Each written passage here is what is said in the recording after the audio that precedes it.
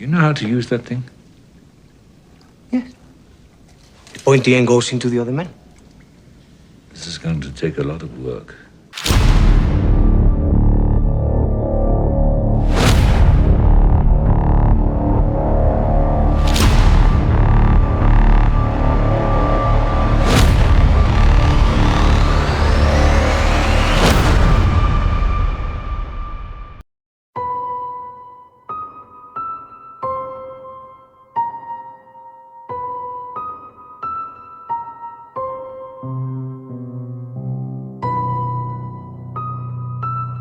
Humans get creative in killing one another with what they can get a hold of.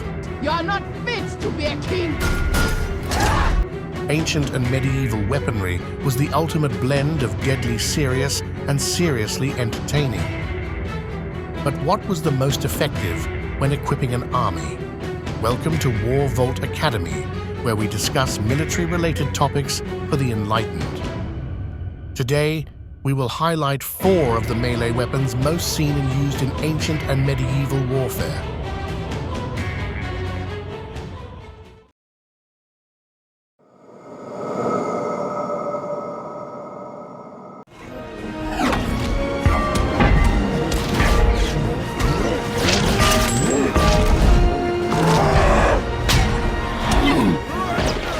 In the wild and woolly days of ancient warfare, the mace emerged as the unsung hero of the battlefield, proving that sometimes a good thwack is worth 1,000 sword swings.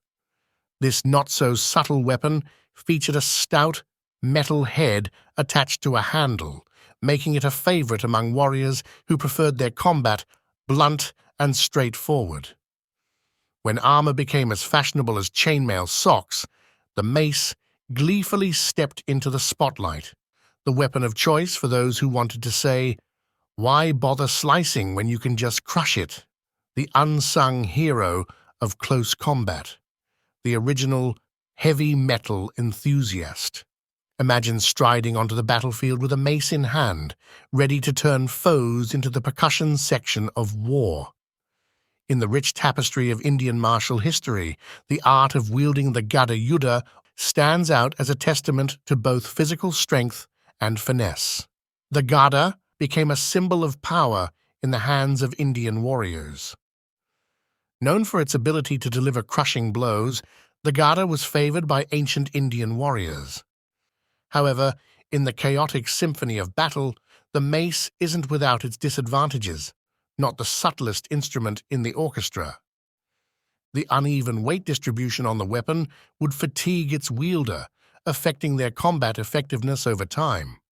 But its brutal nature makes it perfect for a scrum, delivering blunt force trauma with a touch of primal flair.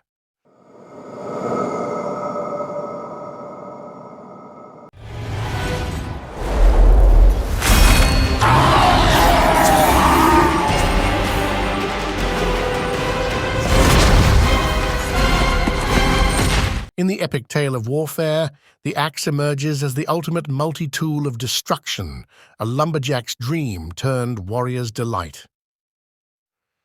With its sharpened edge and hefty swing, the axe proved that sometimes the best defense is a good offense. From the ranks of foot soldiers to the elite warriors, ancient armies embraced the versatility of the axe, both as a weapon and a tool. It's the ultimate combo of cutting and smashing. Need a door open? The axe. Want to make a grand entrance through someone else's shield? The axe. Yet in the grand theatre of combat, the axe has its quirks. A bit like the diva of the medieval arsenal, it demands a certain finesse and upper body strength, as wielding it with the grace of a ballerina might be a tad challenging. So while it's a versatile tool for ripping the foe's plans, it's also a reminder that combat isn't just about the swing, it's about the finesse and flair of turning every battle into a lumberjack ballet. In the medieval mosh pit of warfare, the mighty axe continued its reign as the Swiss Army knife of the battlefield.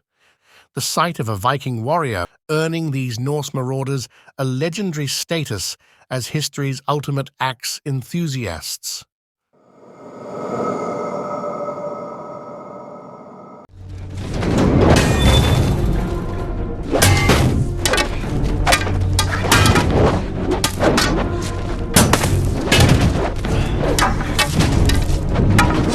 Enter the spear, the unsung hero of weaponry. When you need a weapon for war, you cannot go wrong with a spear. Spears are cheap and easy to mass produce. The concept of spear is in its simplicity. The spear boasts an enviable reach, giving its wielder the ability to strike while staying out of the range of its opponent's counterattacks. Excelling in thrusts, jabs, and occasionally lets warriors keep their enemies at bay for social distancing. It's like the extendable arm of diplomacy, just with a bit more stabbing. Since the beginning of recorded history, humans recognized the spear as a paramount instrument of both offense and defense. However, it was the hoplites who truly elevated spear tactics to an art form. Often coupled with the shield, this spear-centric strategy was pivotal between life and death. Maneuvering a spear in tight spaces requires nimble footwork and keen peripheral awareness. In summary, the spear is the MVP of medieval reach, a pointy partner in the dance of war. While it might lack the flashy flair of some weapons, it makes up for it with its practicality, reach, and ability to turn any battlefield into a strategic game of point and poke. After all, the man with the longest stick usually has the last laugh.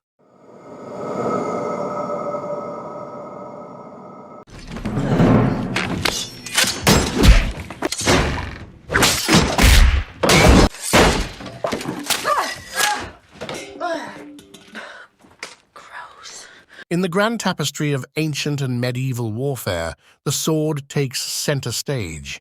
With its gleaming blade and swanky hilt, the sword was the weapon of choice for warriors who wanted to slice through their problems like a hot knife through butter.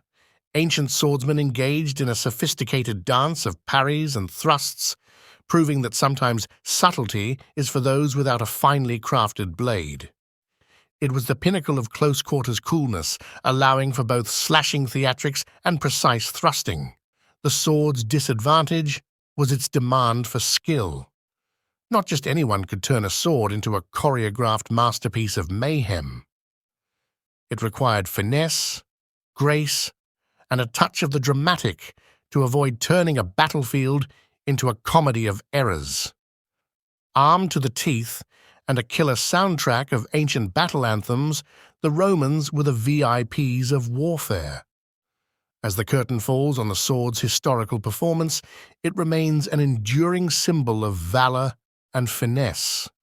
Its advantages and disadvantages waltz through the pages of history, reminding us that, in the grand theater of warfare, the sword was more than just a weapon.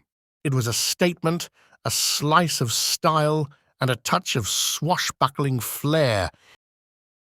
So, which weapon takes the crown? Well, it's the age-old question, the Sophie's choice of medieval armaments. In the epic showdown between armies, it's a close call, but spears have a slight edge over swords. With its superior range, an inexperienced spearman can hold their ground against shorter combatants, especially if the foe does not have any shield or armor. But overall, it's not about the weapon, it's about the warrior.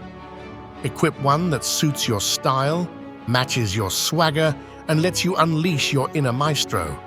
After all, in the grand symphony of war, the weapon is just the instrument. It's the warrior who composes the music. Thank you for watching.